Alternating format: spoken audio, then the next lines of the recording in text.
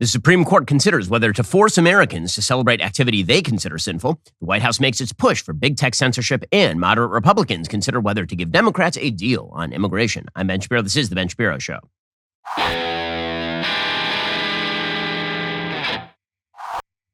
The Ben Shapiro Show is sponsored by ExpressVPN. I talk about them every single show. Why haven't you gotten a VPN yet? Get ExpressVPN right now at expressvpn.com/Ben. Well, the Supreme Court is taking up the question of same-sex marriage once again. All of these questions follow hard upon the Supreme Court declaring in the Obergefell case, of course, that same-sex marriage must be elevated to the level of traditional marriage. In fact, marriage must be redefined as not between a man and a woman for the purposes of producing children. Instead, marriage will now be defined as two people of any sex living together under the boundaries of the law, essentially.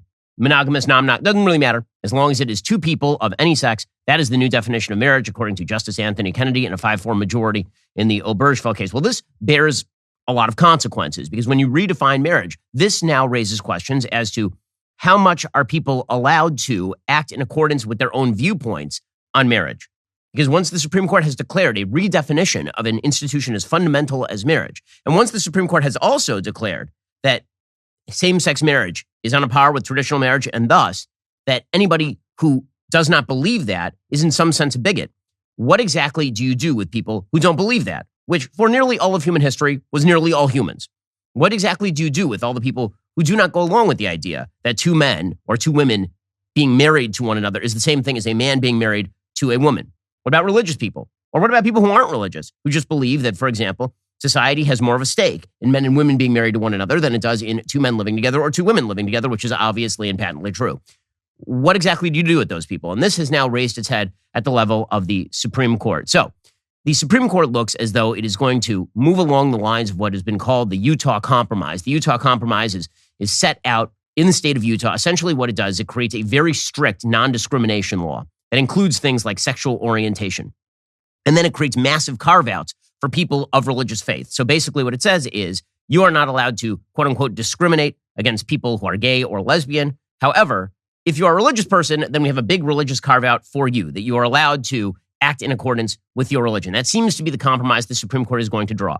However, is that going to be the long-term compromise that is accepted by the left? Of course not. Of course not. The left will not be happy until you personally are celebrating all of the activities they deem to be good and useful. That is the entire purpose of having government elevate same-sex marriage to the level of traditional marriage. After all, the benefits of same-sex marriage had already been granted to same-sex couples under the law nearly everywhere across the country with things like civil unions. So why exactly was there a push to elevate this to the level of marriage? It wasn't for legal purposes, because the government was supposed to be a godlike creation that now discerned what was good and what was evil, and anybody who crossed the government's view of what was good and what was evil must be punished by the great God of government. What we have here is not actually a secular worldview contrasted with a religious worldview. You actually have our two religious worldviews, a religious secularist worldview and a religious worldview, a traditional religious worldview. And the secular religious worldview is imperialistic. They believe that it is their job to make sure that you in your life approve of all the activities they say are good. And they're going to use the power of the law as much as they can in order to compel you to believe these things. Now, the Supreme Court as currently constituted is not going to do that. Likely 6-3, the Supreme Court is going to say that religious people are protected by the First Amendment to the Constitution of the United States, at least insofar as their creative practice of their art, for example.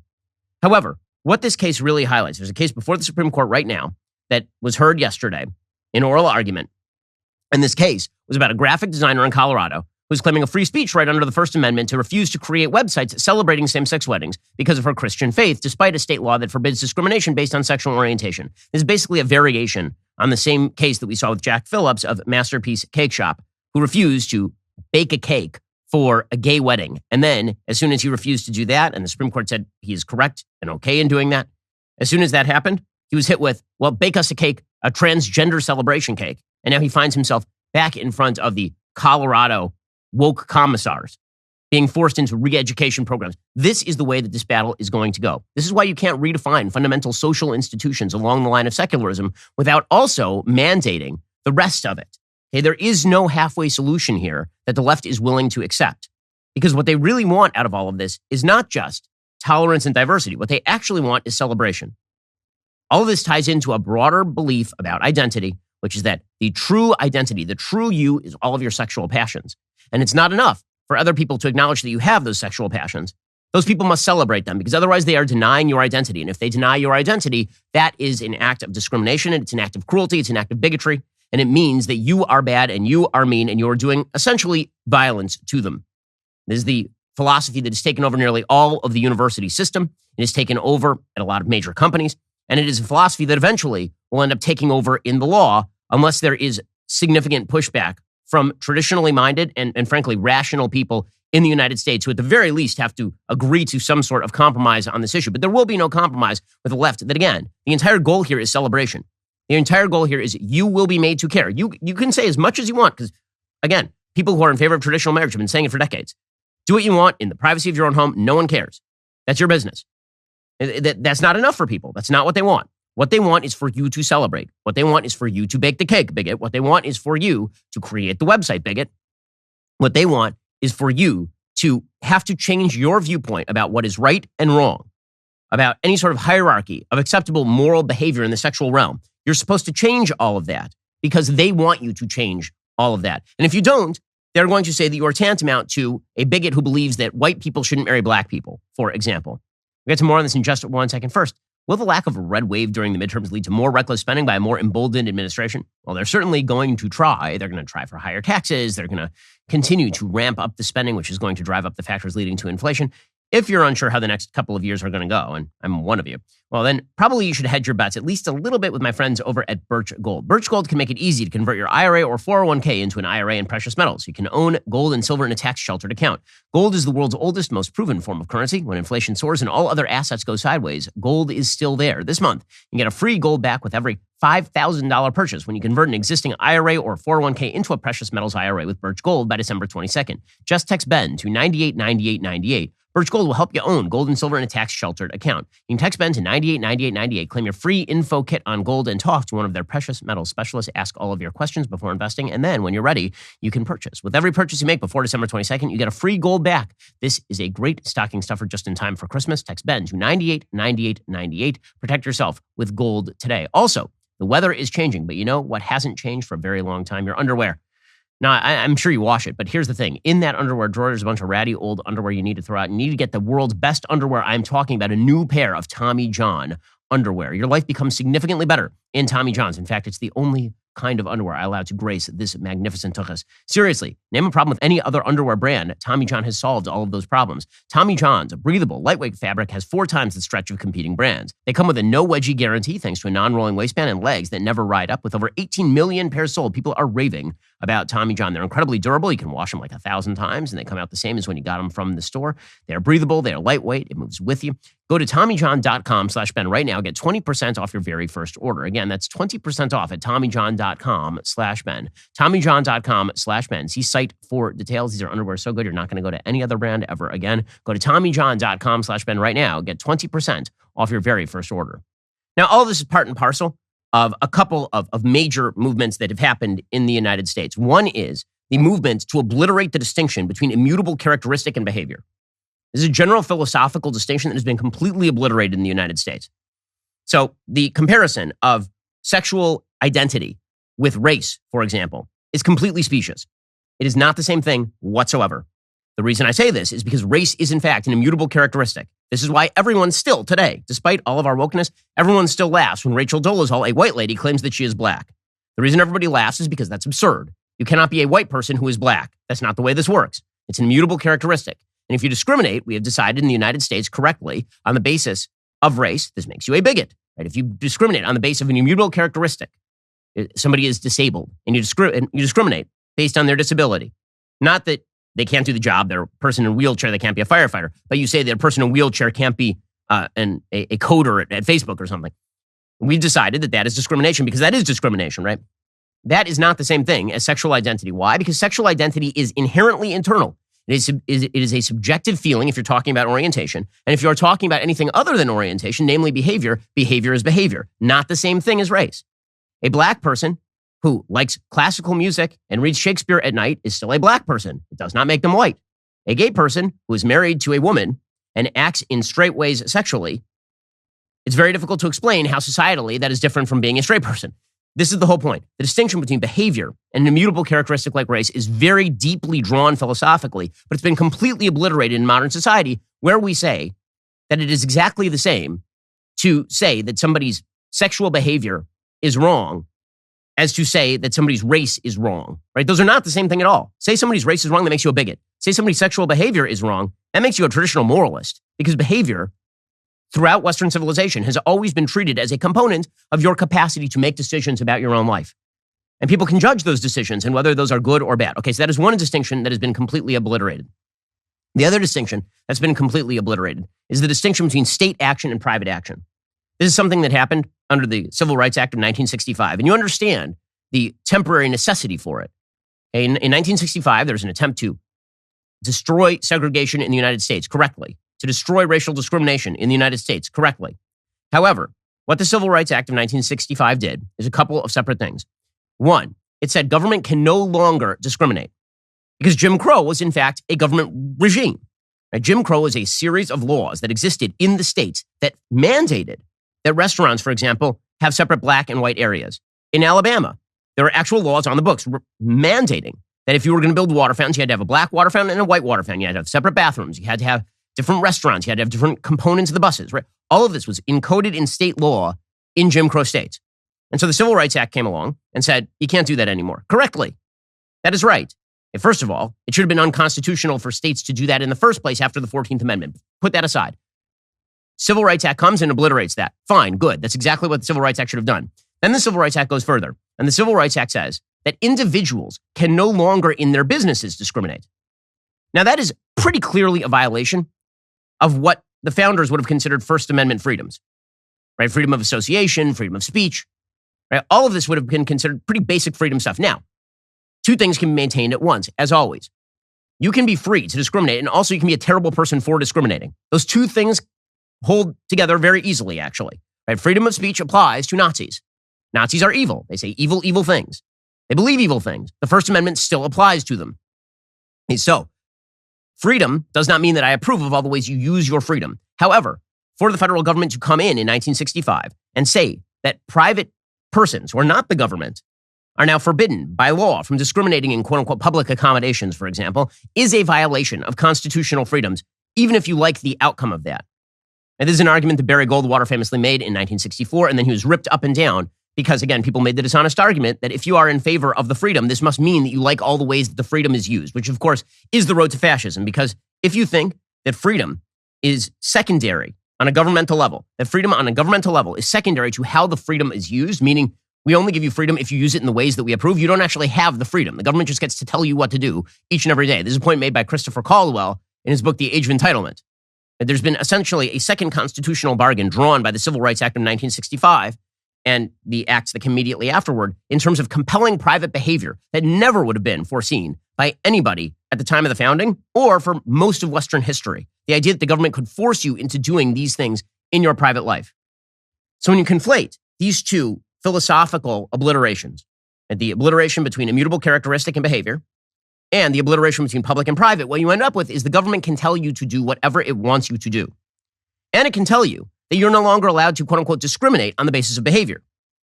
This is how you end up with the full left-wing argument that the government is now going to redefine marriage, and the government is going to force you, the private actor, to actually discard your own principles and your own belief system in favor of approving of not immutable characteristics, in favor of approving behavior. Right? Behavior that you don't think is good, behavior that you don't think is right, behavior that you may consider sinful, force you to participate in it and celebrate it using your artistic license. This is the case that was made by 3 of the justices on the Supreme Court yesterday. It's the case that is routinely made on the left. According to the New York Times, several justices leaning in favor of the designer, there's a web designer again, who says that she does not wish to use her web designing skills to celebrate same-sex marriage, appear to be searching for limiting principles so as not to upend all sorts of anti-discrimination law. But of course, this is the problem. Because the truth is, anti-discrimination laws, in many ways, are unconstitutional.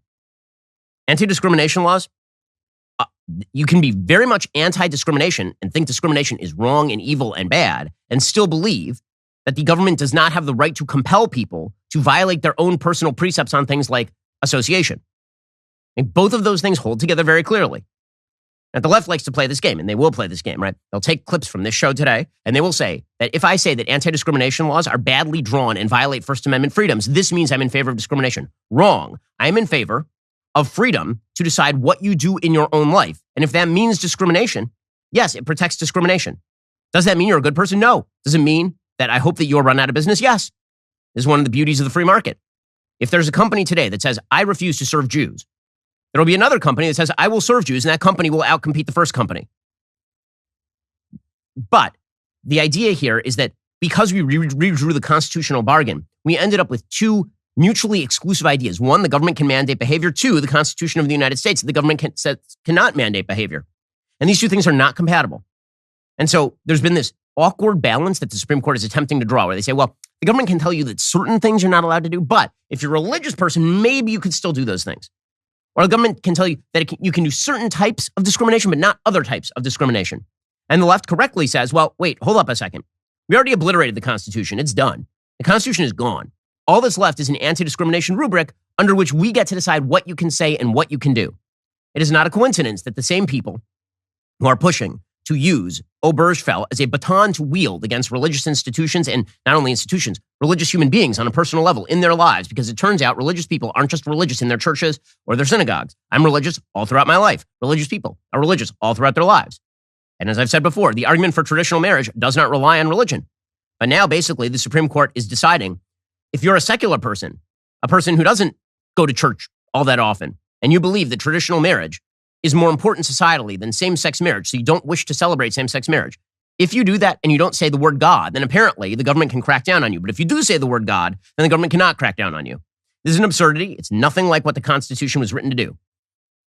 This also, by the way, goes to the heart of what the Bill of Rights originally was supposed to be. There's a big argument when the Bill of Rights was drawn over whether to even draw a Bill of Rights. The people who were in favor of the Bill of Rights said, we need to make very clear there are things that the government cannot do. And people who opposed the Bill of Rights, they said, well, here is the problem. What you are doing is you are creating little spheres where the government can't go. But then the implication is the government can go everywhere those little spheres are not. And so if you draw a Bill of Rights, what you're basically doing is you are carving out negative space against the encroachment of the government, but allowing the government to overrun everything else. And that's not what the Bill of Rights was designed to do. The people who opposed the Bill of Rights were actually very much in favor of what they called the structural Constitution, and meaning all the stuff in the Constitution before the Bill of Rights, which actually is the important part, meaning the government was never supposed to have the power, at least on the federal level, to do any of this stuff. The federal government was never supposed to have the power to invade your business and tell you how to conduct your business in this way. The founders would have been appalled at that. Nobody would have signed a constitution that was rooted in that notion. And yet, of course, we've upended that entire balance. And so now the left says, okay, well, we upended the balance. The Constitution is no longer relevant. We will have a full anti-discrimination regime that will tell you what to do and what to say. And these are the same people who obviously believe that we should have things like hate speech laws that prevent you from using your First Amendment freedoms to say things they don't like because these do emotional damage.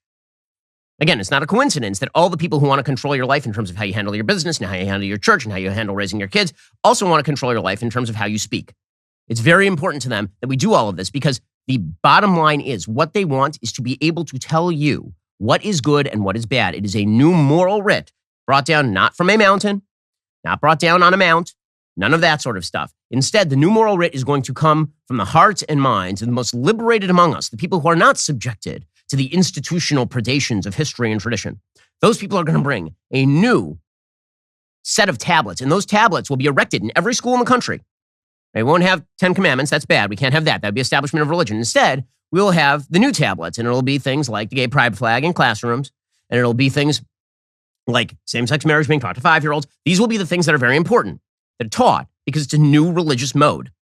And you will be forced to accept this by the government. This is what the left would like. Because, again, they're exploiting this gap that was created in 1965. And again, you can make the case in 1965 that on a temporary basis, the federal government, as a practical matter, needed to be able to cudgel people away from bigotry. You can make that case. I don't make that case. I think that the federal government was perfectly justified in going to the states and obliterating all of the segregation regimes that existed in the states. I do not think that the federal government had the power constitutionally or morally or philosophically to compel individuals not to engage in constitutionally protected behavior, even behavior I don't particularly like, for example, banning Jews at country clubs. I'm a Jew, not in favor of banning Jews at country clubs.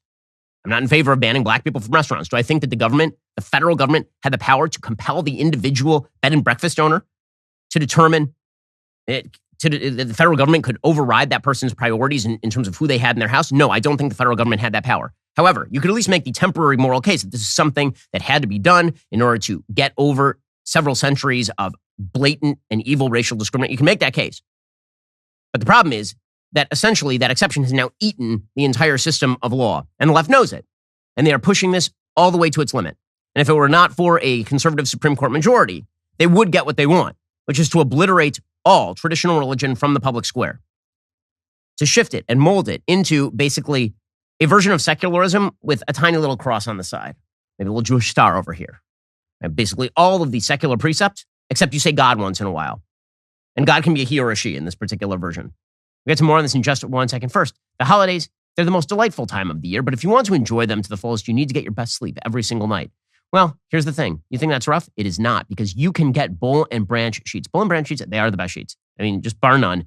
I took all the other sheets, gave them away, threw them out. Boll and Branch sheets are the best sheets. They're the softest. They fit the mattress properly, and they get softer with each and every wash. Boll and Branch sheets are made from the finest 100% organic cotton threads on earth. Their signature hem sheets are made with threads so luxurious 3 U.S. presidents have slept in them. Boll and Branch sheets actually soften with every wash cycle. They come in 9 neutral colors in all mattress sizes. Their signature sheets come wrapped in a beautiful holiday gift box. Boll and Branch gives you a 30-night risk-free trial with free shipping and returns on all orders, but you're not going to want to return them. I'm not aware that anyone ever has. Give the gift of a better night's sleep this holiday season with Boll and Branch for a limited time. Get 20% off your first set of sheets plus free shipping when you use promo code Shapiro at bollandbranch.com. That's Boll and Branch, BOLLAND, branch.com. Promo code Shapiro.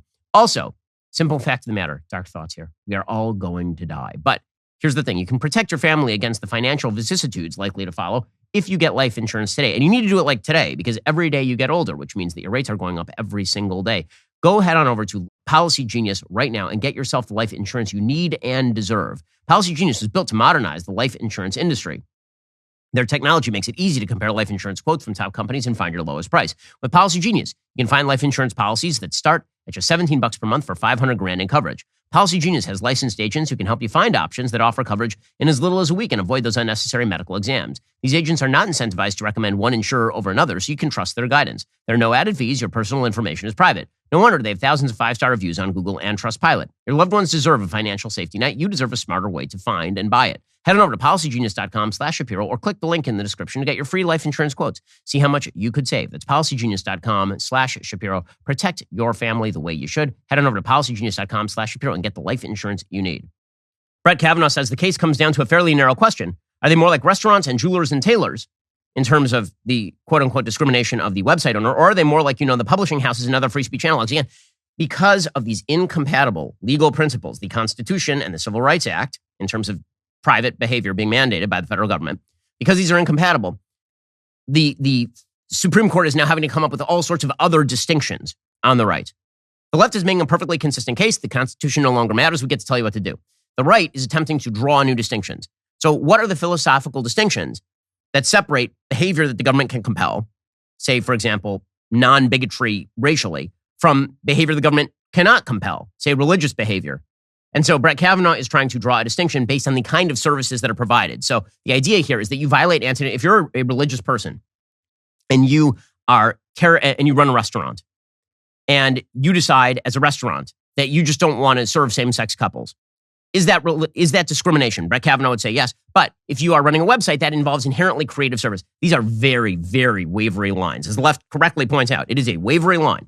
Right? The person who runs the restaurant undoubtedly believes they are engaging in a creative activity. That is why they are engaged in the restaurant business. If you're a jeweler and you make special jewelry for people, how is that wildly different from making special websites for people? This is a very vague distinction that Brett Kavanaugh is attempting to draw.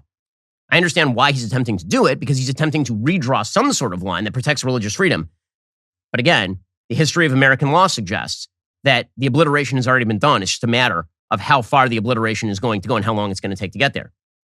Justice Neil Gorsuch focused on the difference between a client's message and that of the designer. Gorsuch said, that's at the heart of this, is expressing the maker's point of view versus the couple's point of view. So is there a difference between, for example, serving a gay couple at a restaurant when they're not actually asking you to bake a cake for them, or baking a cake for them, right? That's what Gorsuch is focused in on. Amy Coney Barrett said, it's about the message and not about the sexuality of the couple. So again, focusing on sort of the message. Samuel Alito says there's a difference between discrimination based on race versus sexual orientation, which is the actual correct answer here. right? When that goes back to the original obliteration that we talked about, the distinction between immutable characteristics and behavior that we have completely destroyed in our society. But the reason these issues are being turned over in the first place is because of grand constitutional violations that have taken place over the course of decades to completely redraw the balance between government and the individual. That is why we are here. Can you have imagined forget decades ago, 1 decade ago, would it have been possible to imagine? I did, because I suggested this was going to happen when the left enshrined same-sex marriage. I wrote columns about this, saying this is exactly what was going to happen as early as 2012, 2013. 10 years ago, when you said to people, guys, if same-sex marriage becomes the law of the land, the next thing that will happen is an attempt to compel individuals to violate their own precepts and to celebrate behavior. People are like, no, we don't want that. We don't. Again, part of the slippery slope that was essentially inevitable from about the 1990s. Right? The slippery slope that went from leave us alone in our houses to we want civil unions to we want same-sex marriage to we want to indoctrinate your children that all forms of sexual behavior are equivalent and you have to celebrate this in your own personal life and business. Right? That slippery slope was pretty much inevitable, and some of us could see it coming and predicted it. But that is where we currently are. There's a piece in the New York Times that lays out full scale what exactly the left would like on this. The National Legal Director of the ACLU, David Cole, this just shows you, by the way, the hollowing out of the ACLU. The ACLU, the American Civil Liberties Union. It's about civil liberties, about civil rights, about freedom of speech, freedom of religion. The ACLU, the same people who said that the Nazis had a right to march through Skokie, Illinois, right, a very Jewish area. They had a right to march there because that's what freedom of speech is all about. Now the ACLU says, essentially, you must be forced to celebrate. Quote, can an artist be compelled to create a website for an event she does not condone? That's the question the Supreme Court has said it will take up on Monday. The answer would seem to be obviously no, but that's the wrong question. The right question is whether someone who chooses to open a business to the public should have the right to turn away gay customers simply because the service she would provide for them is expressive or artistic. Right? So the real question is, should we force you to use your artistic abilities to celebrate a thing? Now, again, as I say, I think that on a broad philosophical level, we shouldn't force anybody to have to provide services to anyone they don't want, and this includes bad people. Right? This means that bad people will abuse that trust. Okay. And then somebody who is not bad will open up a store across the street and hopefully run that person out of business. I mean, that's sort of the way this works. But the ACLU wants to be able to compel by law. This is government as God. There's no other way to put this. It is government as God, the great arbiter of right and wrong, and it will compel you through power of law, materially, now, in a way that God does not even do. It will compel you using all of the tools and powers at its disposal to worship at the altar of its morality. Right? Says this, again, this is the head of the ACLU, the National Legal Director of the ACLU. It's about civil liberties, and they're like, we don't care about civil liberties anymore. We care about the gods of left-wing social morality. Again, this is the idea. The ACLU has been the nation's leading defender of free speech for more than a century. We firmly believe states cannot compel artists or anyone else to express messages with which they disagree. But we filed an amicus brief supporting Colorado in this case. We defended the same law 5 years ago on behalf of the gay couple denied service by Masterpiece Cake Shop. We did so because Colorado's law does not do what 303 Creative claims it does. Public accommodations laws, which have been on the books since the 19th century, ensure that everyone has equal access to the public marketplace without regard to attributes historically marking them for second-class status. Again, notice that obliteration. Attributes historically marking them for second-class status. No, it used to be applicable to immutable characteristics. That was the actual phrase. Now that phrase has been thrown out in favor of attributes historically marking them for second-class status. Okay, well, you know, there are many attributes that historically mark people for second-class status. If you're a polygamist, does the local bed and breakfast have to have you and your 5 wives in one room? Is that something they have to do? I mean, that would historically mark them as second-class. Presumably the ACLU would say yes. The law would have to force you to do that. Those laws don't trigger serious First Amendment concerns because they treat all businesses equally, whether they take corporate headshots or serve burgers and fries. The purpose of the law is not to dictate the content of anyone's speech, but to make sure nobody is denied goods or services in commercial markets for discriminatory reasons. Well, again, the obliteration, the creation of a new distinction between me providing my goods and services in my creative work every day with that guy over there who draws a picture, I think that's a distinction without a difference. I think it's a level of high-class arrogance to suggest that a guy who is a mechanic somehow is not using his creative faculties, but the guy down the street who's writing garbage poetry somehow is. Or if you make a website, that this is different in kind from a person who makes food. Why? You're going to have to explain. The left is asking why, and they're saying that the difference does not exist, and therefore the government should be able to cram it down on everything. I'm saying the reverse. I'm saying the government never should have had the power to cram down this stuff on everybody. Anti-discrimination laws are unconstitutional. I may agree with the purpose of an anti-discrimination law, which is to presumably facilitate the end of bigotry by using force. I am not friendly to the idea that government has that power. Government does not have that power. The fact that we have caved on this over the course of the last several decades and then draw a bunch of very weak distinctions in order to kind of shore up the internal structure, that is a structure that over time is not going to hold. And you can see it in the questions that are being asked by the left. And so, for example, Ketanji Brown Jackson, in the oral arguments, she says, well, how about a shop that only sells to Protestants? How is that any different? Now, again, you can make distinctions here. But here is Ketanji Brown Jackson asking the lawyer, Kristen Wagoner, for 303 Creative. Speech is speech, whether it's paid or pro bono. But don't we have cases that suggest that people's conduct can be expressive? I thought there was a whole line of cases that said you didn't have to actually have an express message. You could be acting in such a way as to express a message. And in my restaurant hypo, I'm saying if I sell to non-Protestants, I'd be expressing a message contrary to Grandma Helen's core beliefs. You're speaking through conduct at that point, and that is a different analysis. In terms of the expressive conduct test, the court has already articulated what those tests are and what a reasonable person would observe. But in that case, you're talking essentially about status discrimination. There's no message that she is creating that would be compelled in that way. That would simply be service. Okay, so the lawyer for 303 Creative, to decode that, is saying two things. One, there's a distinction between expressive conduct and non-expressive conduct, meaning between 303 Creative's website designer using creative powers versus the restaurant owner who's just serving food to everybody. And two, that there's a difference between saying, I will not serve a gay customer and saying, I will not celebrate a gay marriage. Okay, now, those logical distinctions may exist, but Ketanji Brown Jackson is saying, why should they? And it's not actually a horrible question by Ketanji Brown Jackson, right? Ketanji Brown Jackson is saying, well, I mean, why? If you say that I cannot, two men walk in, they're married to each other, and they say, we want you to make us a cake that celebrates our marriage. Why is that any different from them walking in and wanting to just buy a cake that doesn't celebrate their marriage? Now, you can draw the distinction, but it seems to be expressive conduct in both ways, right? I mean, baking a cake is an act of creative willpower. In other words, I don't think that the left actually has a terrible case. I think the left has a terrible principle.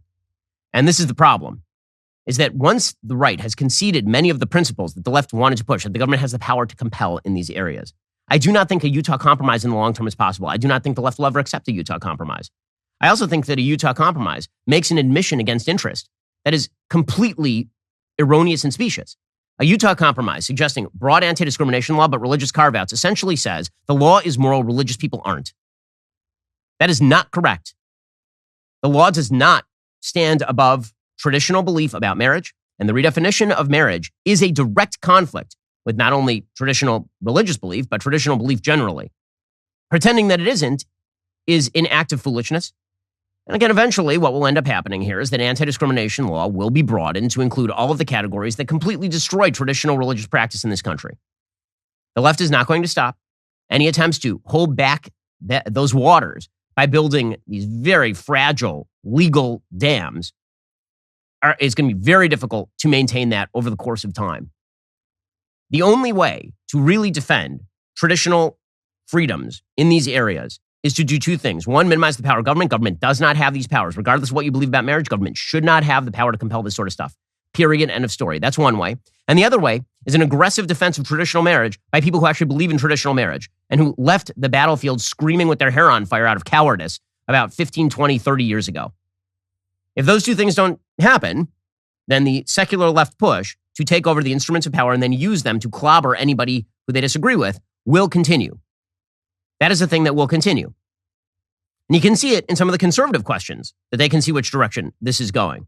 We'll get to that in just a moment. First, as anti-Semitism climbs around the world, the ongoing threat of terrorism remains a sad fact of life in Israel. That's just one of the reasons why I partner with the International Fellowship of Christians and Jews. The International Fellowship of Christians and Jews is the leading nonprofit dedicated to blessing Israel and the Jewish people around the world with humanitarian care and life-saving aid. Here's what you should do. The International Fellowship of Christians and Jews is doing incredible work inside Ukraine right now to provide food and basic needs for Jewish families, especially the elderly. Many of those families have nowhere to turn as the war intensifies and winter closes in. For just $25, you can rush a food box packed with nutritious food to Jewish people in need. This can help feed somebody for an entire month. Right now, Thanks to this special partnership, your donation will double in impact. Join us in our goal to help distribute 2,000 food boxes to Jewish families in war-torn Ukraine and across the former Soviet Union. The situation in Ukraine continues to be really, really miserable. Go online to benforthefellowship.org. Please donate today or text Shapiro to 41444. These families urgently need your help. Don't depend on someone else to donate for you. They need your donation today. That's benforthefellowship.org or text Shapiro to 41444.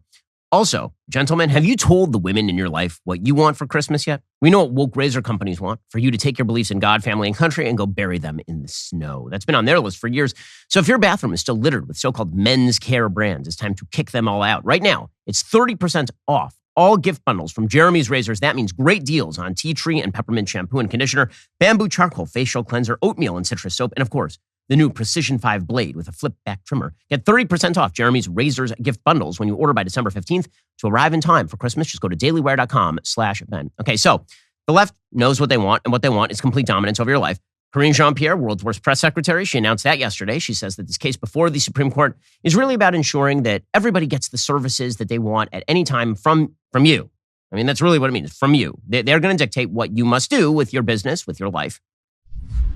The right to free speech, and we support ensuring that no one is discriminated against or refused services because of who they love and who they are. And so, as you know, we've been very clear about that. The administration believes that every person, no matter their sex, race, religion, or who they love, should have the equal access to society, including access to products and services on the same terms as other members of public. Again, notice the language here: equal access to society, equal access to goods and services. Provided by whom? By you. I mean, individuals provide the goods and services. They don't just sit out there somewhere on a street corner. We're not talking about an actual publicly funded service that the government provides must be applied equally. We're talking about, when they say goods and services in the social sphere, they mean you. They mean that you should be forced to do whatever the government wants you to do. Yamiche Alcindor, who is supposedly a journalist for NPR, but essentially is just a propagandist on behalf of the left. She says that the web designer in 303 Creative is discriminatory and is looking to discriminate because this is what it's all about. Ketanji Brown Jackson asks, if you have a photographer who says, I want to take pictures and recreate the Christmases from the 1950s, and I say I only want to put white children with Santa and not black families, is that going to be allowed? Now, the lawyers for Lori Smith say that there is a line, and that line is that you can't compel anyone to have free speech that's related to something that goes against their personal convictions. But it's in some ways, critics would say this is a very slippery slope. You have civil rights groups who are saying what Lori Smith is really looking for is a license to discriminate. Right. It's a slippery slope to First Amendment activity. It's a slippery slope to people being able to make decisions the government doesn't love, or that I may not love, or that Michelle Alcindor may not love. But guess what? That is called freedom still. People do bad things, and the government does not always have the power to compel people to do good things. And that, by the way, is overall a good thing, because if the government has the power to compel everybody to do, quote unquote, the right things, then that essentially means tyranny, because the right things, according to me, are not going to be the right things according to Yamiche Alcindor, I would assume. Well, the conservative justices, again, because they are attempting to both uphold anti-discrimination laws that are far too overbroad like Colorado's, and also to uphold a constitutional structure that essentially was overturned by a lot of these anti-discrimination laws, as again mentioned by Christopher Caldwell in Age of Enlightenment. Because of that, they're kind of stuck between a rock and a hard place. And they'll come up with a line here, and the line will be a line that's based on expressive conduct versus non-expressive conduct, or it'll be based on, for example, immutable characteristics versus non-immutable characteristics, although I highly doubt they're going to touch that in the aftermath of Obergefell. I guess the line they're going to come down on is some sort of vague line about what constitutes expressive conduct versus non-expressive conduct, or artistic performance versus non-artistic performance, or whatever else the hell they come up with. But everybody understands the consequences if the left gets its way. So Justice Gorsuch says the consequences are basically that the government now gets to essentially re-educate everybody. He says, Jack Phillips in Masterpiece Cake Shop, under Colorado's anti-discrimination law, was essentially sent to a re-education program.